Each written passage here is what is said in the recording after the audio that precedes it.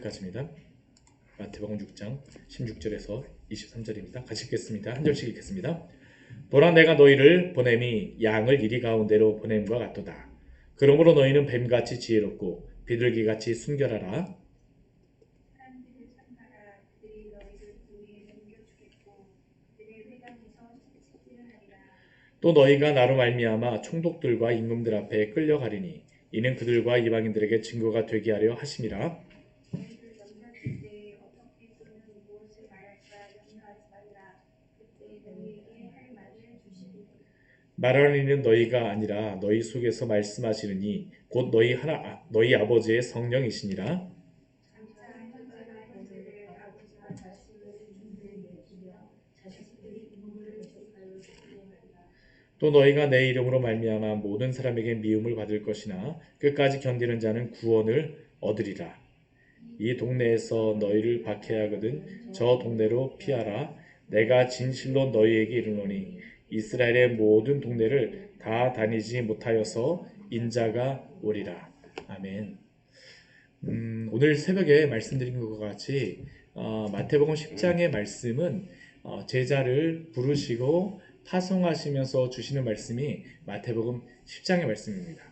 그래서 우리가 제자로서 살고자 한다라고 하게 되면 이 마태복음 10장의 말씀을 반드시 알아야 됩니다.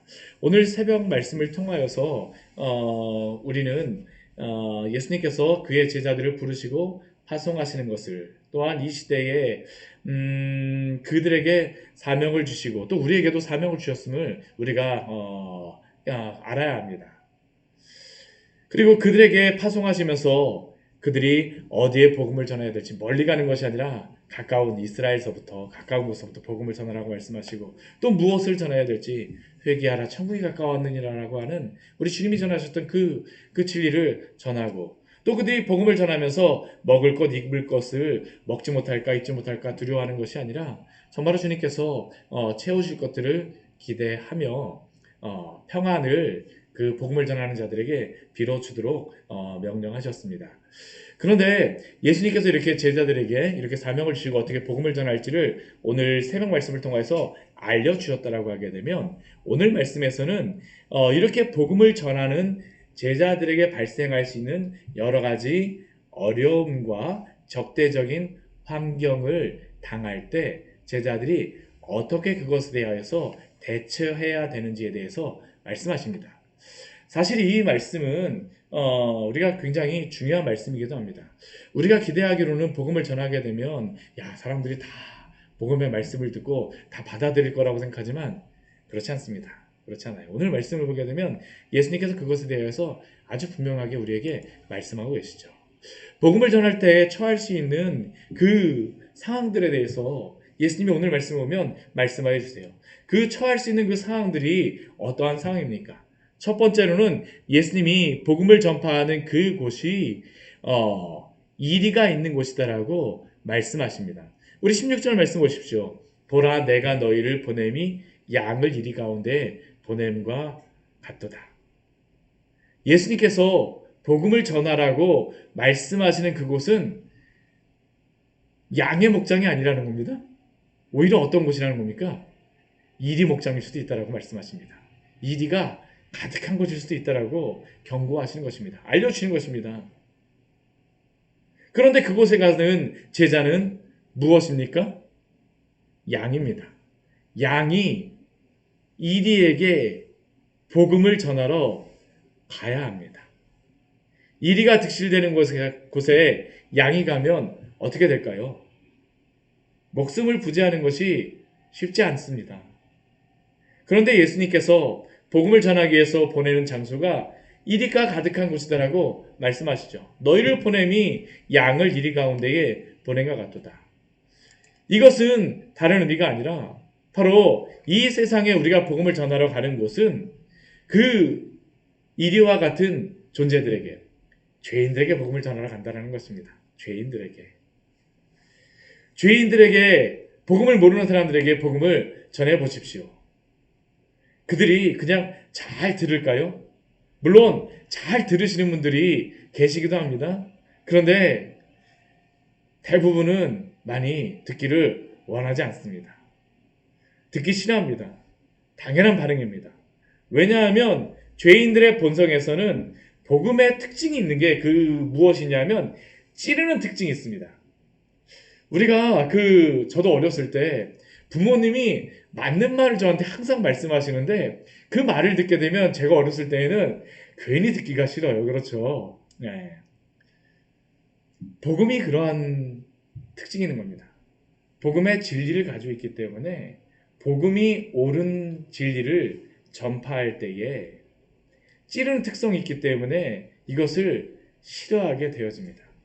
우리가 히브리서 4장 12절 말씀은 하나님의 말씀은 살아있고 활력이 있어 좌우의 날선은 어떤 것보다도 예리하여서 혼과 영과 및 관절과 골수를 찔러 쪼개기까지 한다라고 말씀하여 주시는데 이것은 성도에게만 벌어지는 일이 아닙니다.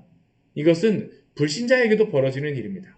하나님의 말씀이 들어가게 되면 그들의 마음속에서 생각하게 되고 그들의 뜻하고 맞지 않기 때문에 어떻게 합니까? 충돌되게 되어집니다. 그들의 죄를 보게 합니다. 빛이 비치게 되면 그것이 그들의 죄를 보게도 하지만 그 죄를 범하는 그러한 사람들에게는 그 빛이 너무나도 싫죠. 아기들 한번 보십시오. 아이들이 잘못할 때 어떻게 하던가요? 엄마 뒤에 몰래 숨어갖고 뭔가 이렇게 막 숨어서 하고 있지 않습니까? 이게 죄인의 특성입니다. 복음이 불신자들에게 전하여질 때에 찔림이 생기는 것이죠. 그러니까 어떻게 됩니까? 이리와 같이 대적하는 일이 발생하게 됩니다. 그렇게 대적하는 일이 발생할 때에 어떤 일이 또한 일어납니까? 우리 17절 말씀에 보게 되면 그들이 너희를 공회에 넘겨주겠고 그들이 회당에서 채찍질하게 되리라라고 말씀합니다. 또한 18절 말씀에서는 너희가 나로 인하여서 총독과 임금들 앞에 끌려가는 일이 발생한다라고 말씀하고 있습니다. 예수님이 이렇게 복음을 전할 때에 공회에 넘김을 받아 채찍질을 당하고 총독들과 임금 앞에 끌려간다라고 하였는데 실제로 이렇게 끌려가서 핍박받은 그러한 사람들을 우리가 신약성경에만 봐도 많이 있지 않습니까? 이제 바로 이 뒤에 말씀을 보게 되면 세례 요한이 바로 순교를 당하는 그러한 일들이 11장 말씀에 오게 되면 벌어지게 되어집니다. 세례 요한이 헤롯 안디바에게 붙잡혀가서 예수님께 질문합니다. 오실 그이가 당신이 오리이까? 우리가 다른 일을 기다리오리까? 왜 세례 요한이 이렇게 예수님께 질문할까요? 요단강 건너가게 되면 요르단 쪽에 가게 되면 마켈루스 요새라는 그 요새가 있습니다. 그 마켈루스 요새가 어떤 곳이냐면 헤롯이 여름에 지내기 위하여서 궁전을 만들었습니다. 근데 그 궁전을 만들었는데 위에는 궁전이지만 그 궁전을 이렇게 담으로 이게 성벽으로 다 쌓았고요. 근데 그 성벽이 있는 그 궁전이 그 위에 산꼭대기 있지만 그 중간에 무엇이냐? 감옥이 있습니다. 세례 요한이 그곳에 갇혔던 거예요. 위에서는 온갖 잔치 소리가 들리면서 그러한 헤롯의 웃음소리, 헤로디아와 여러 그가 행한 그러한 죄악들로 인한 그러한 죄악의 소리가 들리는데 자신은 어떻습니까? 그의 죄에 대해서 말하였는데 오히려 그는 지금 붙잡혀 와서 죽음을 앞두고 있는 죄수인 것입니다. 그러니까 예수님께 질문하죠. 당신이 그오리이까? 그리고 그는 실제로다. 이 헤롯과 또한 그 관원들에게 붙잡혀서 순교를 당하게 되어집니다. 어디 그뿐입니까? 예수님도 유월절을 앞두고 공회에 붙잡혀 가셔서 채찍에 맞으시고 또한 빌라도 총독과 헤롯 앞에 서시지 않으셨습니까? 예수님도 바로 이러한 박해를 받으셨죠. 그리고 십자가에 달려 죽으셨습니다. 제자들도 그렇습니다.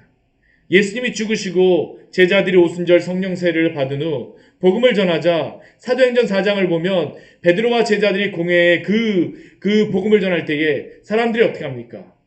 그 공회, 그 예루살렘의 그 유대교의 그 공회에 속하였던 그 사람들이 그 사도들과 여러 제자들을 협박하게 되어지죠. 또한 그들의 협박을 듣지 않자 사도행전 5장 말씀을 보게 되면 바로 그들은 공회에 붙잡혀가서 공회 앞에 서게 되어집니다. 그리고 야고보가 순교하게 되고 또한 그 스데반이 돌에 맞아서 순교하는 일들이 벌어지지 않습니까? 사도행전의 말씀을 보게 되면 이러한 순교가 계속적으로 발생하는 것을 우리가 보게 되어지죠. 사도 바울도 어떻습니까? 사도 바울도 자신이 그 복음을 전하면서 그가 고린도후서 11장 24절 25절 말씀해 보게 되면 자신이 40에서 하나가만매를 5번이나 맞았다라고 그가 고백하고 3번이나 태장으로 맞았다라고 이야기하고 1번 돌로 맞고 3번 파선하고 7번 깊은 바다에 지냈다라고 그가 고백합니다. 여러 박해와 여러 그 어려움 가운데에 그가 있었음을 그가 고백합니다. 실제로 이러한 일들이 벌어지게 되어지죠. 복음을 전파할 때에 일어나는 일들입니다. 그리고 이렇게 복음을 전할 때에 일어날 수 있는 가장 안타까운 상황은 무엇일까요? 바로 21절 말씀과 같이 형제가 형제를, 아버지가 자식을 죽는 데에 내주며 자식들이 부모를 대적하여 죽게 하는 일들이 벌어질 거라는 겁니다. 예수님께서도 그의 가족들이 예수님 복음을 전하실 때 잘 이해하지 못하였죠. 어디 그뿐입니까? 그의 가족과 같았던, 그의 아들과 같았던 제자 가룟 유다, 예수님과 한 그릇에 손을 넣었던 가룟 유다 같은 경우는 예수님을 배반하지 않습니까? 이게 복음을 전할 때에 일어나는 일들임을 우리에게 말씀합니다. 왜 그렇습니까? 복음을 전파할 때에 이 복음이라고 하는 것은 능력이 있어서 사람들로 하여금 그 마음을 찌르게 하는 그러한 역사함이 일어나기 때문입니다. 복음을 전하게 되면 둘 중에 한 가지가 벌어지게 됩니다. 믿고 회개하든지 아니면 반대로다 적대시하며 박해하는 일들이 벌어질 수 있습니다. 그러나 이러한 일들이 있다라고 해서 이상하게 생각하지 마십시오. 왜 예수님께서 이것을 말씀하시겠습니까? 복음을 전파하게 되면 이러한 일들이 일어날 수 있다라고 우리에게 말씀하여 주시는 것입니다. 사람들이 이해한다라고 기대하지 마십시오. 오히려 그 반대의 일들이 일어날 수 있음을 예수님은 우리에게 분명하게 말씀하여 주십니다.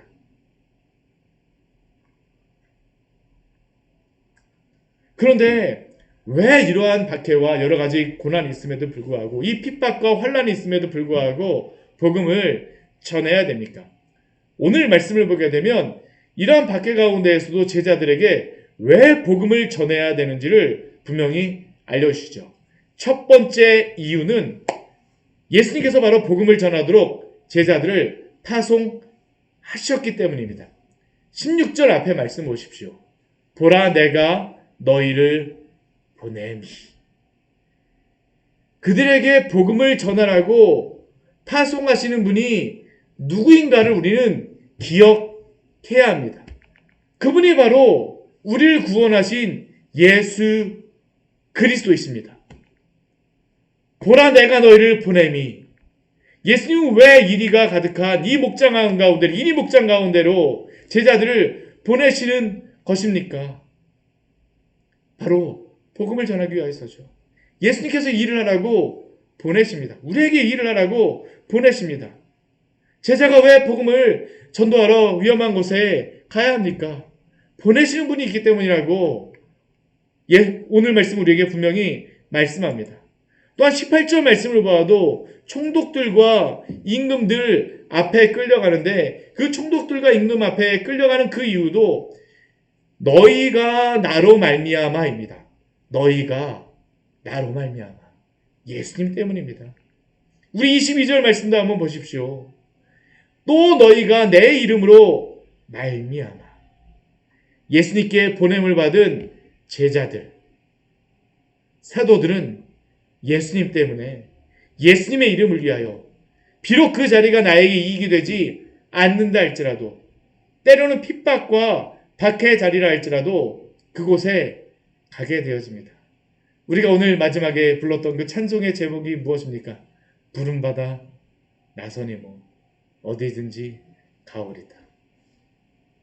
저에겐 이 찬양이 참 인상 깊습니다. 왜 인상 깊냐 하면 제가 총신대학원을 가게 되니까 첫날 저녁에 그때 1학년 들어가게 되면 모두 다 기숙사 생활을 해야 됩니다. 첫날 저녁에 모든 학생들을 다 불러놓고 나서 마지막에 불렀던 찬양이 바로 이 찬양이었습니다.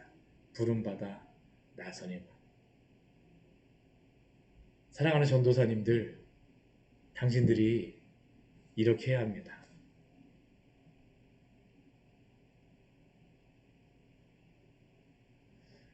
우리는 예수님 때문에 이렇게 묵묵히 복음의 길, 믿음의 길을 가고 있습니까? 이거는 목사인 저에게만 말씀하시는 게 아닙니다. 예수님께서 제자들에게 지금 이 말씀을 하시고 사도들에게 말씀을 하셨지만 이 말씀은 제자들의 제자들이 또한 그 제자들의 제자들이 또한 그 제자들의 제자들이 듣고 이 말씀을 마음에 새기고 살아왔습니다. 그리고 그 가운데에서 묵묵히 복음을 전하였습니다. 복음은 결코 예수님의 제자로 하여금 상식적인 사람 정도로 살아가라고 우리에게 주시는 것이 아닙니다. 질서를 잘 지키는 사람 정도로 살아가게 하지 않습니다. 우리가 알게 된 그 복음은 예수님의 제자로 하여금 나의 욕심과 욕구가 흘러가는 대로가 아니라 이 세상이 원하는 대로가 아니라 예수님 때문에 예수님의 이름을 위하여 제자로 살아가게 합니다. 이게 바로 사명입니다. 우리는 마음속에 이러한 사명과 마음을 가지고 살아가고 있습니까? 우리는 나의 이익을 위하여서 예수님이 함께 하시길 바라고 나의 이름을 위하여서 예수님이 도우시기를 바라지만 그러나 예수님께서 보내셔서 제자로서 주의 일을 힘쓰며 예수님의 이름을 위하여 나에게 맡겨진 일들을 감당하십니까? 이것이 바로 제자들에게 요구하시는 예수님의 요구입니다. 모든 부름을 받은 자들은 다 제자입니다. 예수님이 이것을 말씀하세요. 그리고 복음을 전파하는 것은 예수님뿐만 아니라 삼위일체 하나님께서 명령하시는 것이죠. 오늘 말씀도 보게 되면 10장 20절 말씀에 보게 되면 말하는 이는 너희가 아니라 너희 속에서 말씀하시는 이 곧 너희 아버지의 성령이시니라 라고 말씀합니다. 너희 아버지의 성령이시니라. 결국 복음 전파는 삼위 하나님께서 제자들에게 명령하시는 것임을 우리에게 알려주시는 것입니다.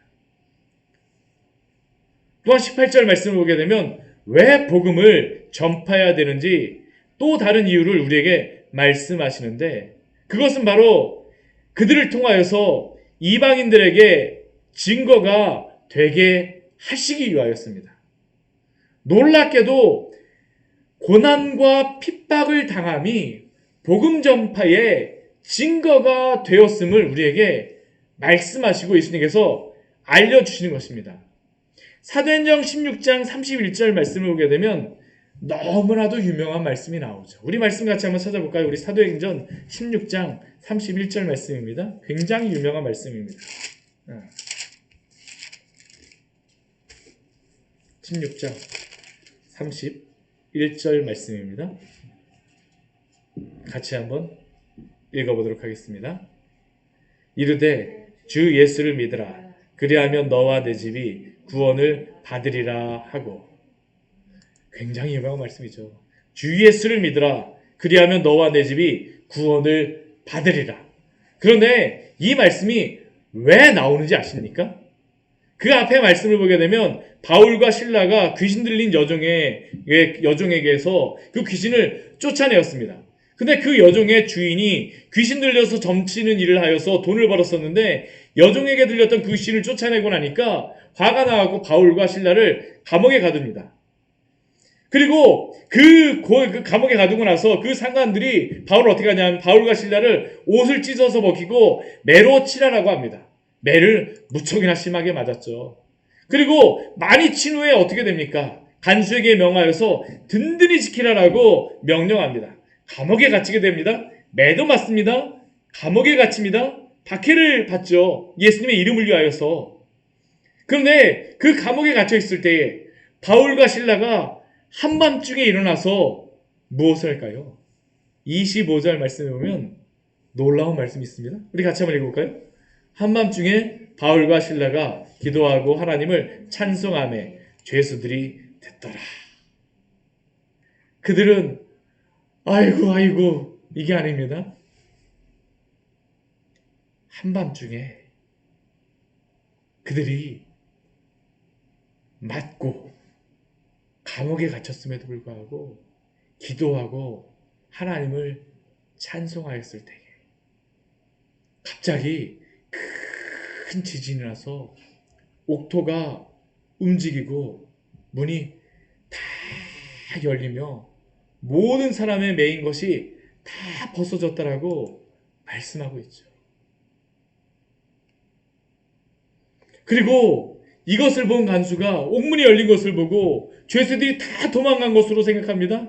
그래서 그가 자결을 하려고 합니다. 근데 이때 사도 바울이 어떻게 합니까? 내 몸을 상하게 하지 말라라고 하죠. 우리가 다 여기 있노라. 그러니까 간수가 어떻습니까? 깜짝 놀라갖고 뛰어들어가서 무서워서 바울과 실라 앞에 엎드려서 그들에게 그 이야기합니다. 간수가 이렇게 합니다. 선생님들이여 내가 어떻게 하여야 구원을 받으리까 하거늘. 그리고 그때에 사도 바울이 바로 이 간수에게 전하였던 그 복음의 내용이 바로 우리가 아까 읽었던 그 말씀입니다. 주 예수를 믿으라. 그리하면 너와 내 집이 구원을 받으리라. 말씀을 한번 잘 보십시오.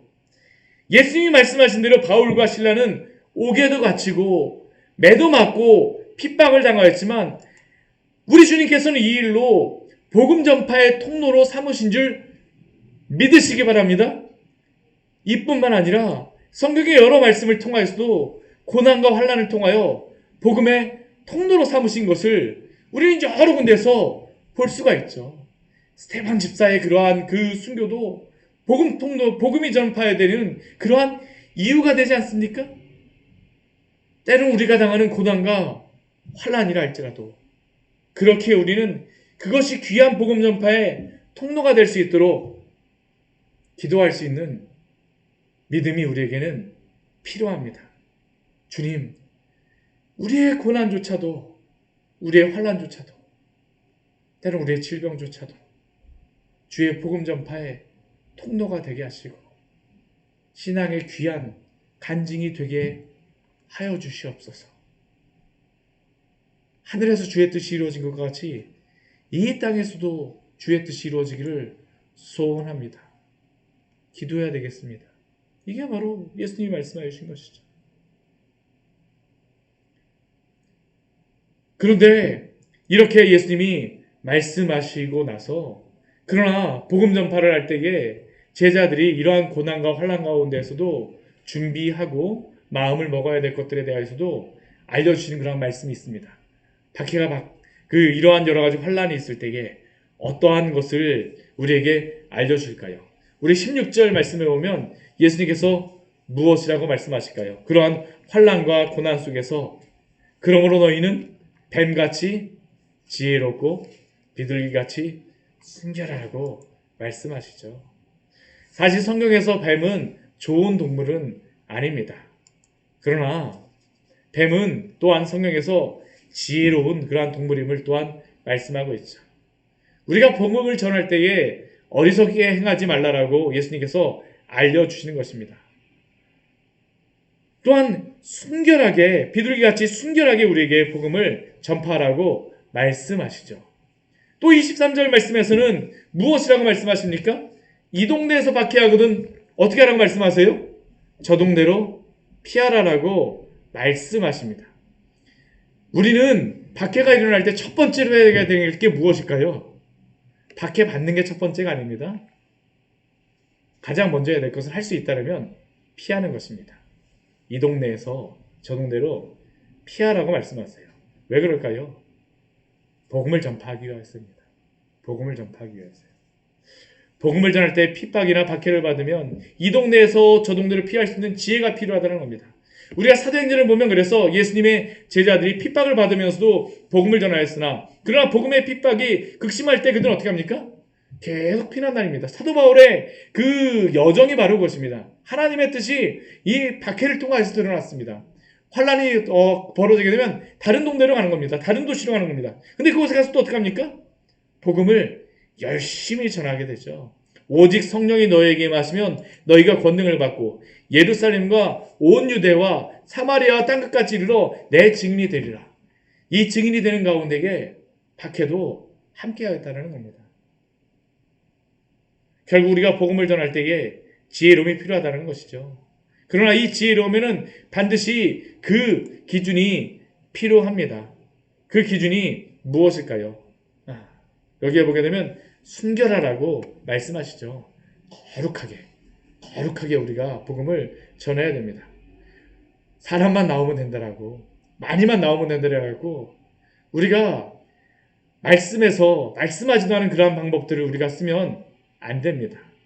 우리는 순결한 방법, 수단과 방법을 가리지 않는 것이 아니라 비둘기같이 순결한 제자들로서 또한 입술로서 주님 앞에 사용되시기를 축원합니다. 우리에게 이러한 지혜가 필요하죠. 또 예수님께서는 무엇을 말씀하십니까? 우리 17절 말씀에 오게 되면 사람들을 삼가하라고 말씀하세요. 사람들을 너무 의지하지 말라라는 것입니다. 우리가 고난이 닥치게 되면 어떻습니까? 사람 의지하게 되죠. 힘 있는 사람이 누군가? 어떤 사람이 도움을 줄 수 있는가?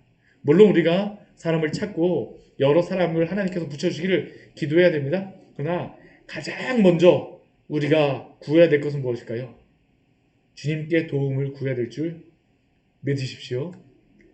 예수님께서도 사람에게 의탁치 않으셨다라고 요한복음 말씀해 보면 나오고 있습니다. 우리가 사람 의지하게 되면 주님을 의지하지 않기 때문입니다. 사람에게 너무 의지하게 되면 사람 때문에 우리가 낙심하죠. 우리가 믿고 신뢰해야 될 분은 주님이고 사람은 어떻게 할까요? 사랑해야 될 대상입니다. 사람을 너무나도 신뢰하고 믿게 되면 때로는 사람은 변할 때도 있습니다. 그러나 우리 주님은 변하지 않습니다. 그렇게 주님을 붙잡으십시오. 또 세 번째, 이렇게 고난과 환난 가운데 무엇을 준비해야 되겠습니까? 22절 말씀해 보게 되면 이렇게 말씀하십니다. 끝까지 견디는 자는 구원을 얻으리라. 끝까지 견디는 자는 인내하라는 겁니다. 인내하라는 겁니다. 피할 수 없을 때는 어떻습니까? 끝까지 버티라는 겁니다. 예전에 진짜 신학교에서 교수님이 그러시더라고요. 목사님들, 전도사, 그땐 전도사죠. 전도사님들, 교회 가셔서 때로는 마음 상하실 때도 있어요. 그때는 피하실 수 없으면 끝까지 버티세요. 그런 얘기를 하시더라고요. 실제로 다. 근데 저한테 인상 깊게 남는 그러한 말씀 중에 하나였습니다. 끝까지 견디는 자는 구원을 얻으리라. 누가복음 8장 15절 말씀을 보게 되면 좋은 땅을 무엇으로 우리에게 정의해 주시냐면요. 이게 굉장히 중요합니다. 마태복음에서는 이 말씀을 안 하시는데 누가복음 8장 15절 말씀을 보게 되면 좋은 땅에 대해서 무엇이라고 말씀하시냐면 좋은 땅에 있다는 것은 착하고 좋은 마음으로 말씀을 듣고 지키어 인내로 결실하는 자니라. 좋은 땅은 단순히 마음만 좋은 게 아닙니다. 인내로 결실하는 것입니다. 인내로. 제자에게는 반드시 인내가 필요합니다. 우리 고린도전서 13장 말씀에서도 사랑의 가장 마지막 것이 무엇입니까? 모든 것을 참으며 모든 것을 믿으며 모든 것을 바라며 모든 것을 견디느니라. 모든 것을 참고 모든 것을 견디는 것으로서 마무리하고 있습니다. 이게 바로 사랑이죠. 복음 전파가 사랑하는 것임을 우리가 보았는데 결국 사랑도 끝까지 견디는 것입니다. 히브리서 12장 1절 말씀에서는 그 믿음장을 마무리하고 나서 이렇게 말씀하시죠. 모든 무거운 것과 얽매이기 쉬운 죄를 벗어버리고 인내로서 우리 앞에 당한 경주를 하며 인내로서 당한 경주를 하는 겁니다. 저도 저 밑에 가서 이렇게 걷다 보면 30분만 걸어야지 하는데 25분 되게 되면 얼마나 힘든지 40분 걸린다고 마음먹게 되면 35분 되면 너무나도 힘들어집니다.